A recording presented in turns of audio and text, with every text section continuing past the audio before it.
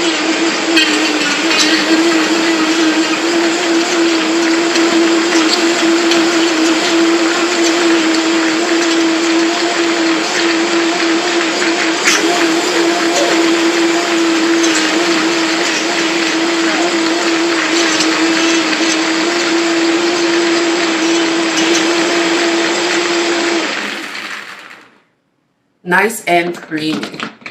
And only a couple of seconds.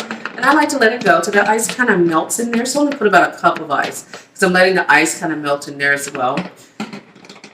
But you can decide the creaminess you want. I love this drink. So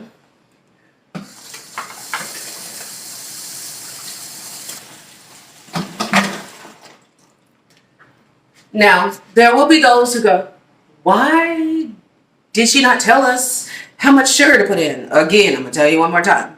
The sugar is your preference. I put in probably about half a cup, not half a cup, about 3 or 4 tablespoons. I eyeball it. But for you, you might like less sugar. That is perfect. There's no hard and fast rules. The big thing is that you know how to put the drink together. The thing about cooking is you're going to find that there's recipes, for those of you who don't cook regularly, that there are recipes that you like, but your family needs a little tweaking, or you need a little tweaking. That's okay. It's fine. You know, the rule book is there to kind of guide us, but it's not there as a rule like, oh my God, the world will fall apart. Now, I'm going to go get a glass to serve this in. Be right back.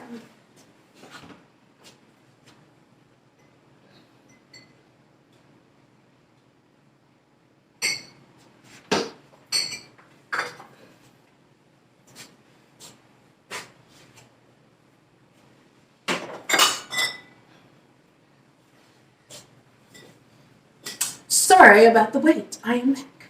Okay, I'm going to do a little mason jar. I love mason jars. They're my fave. So, go in there.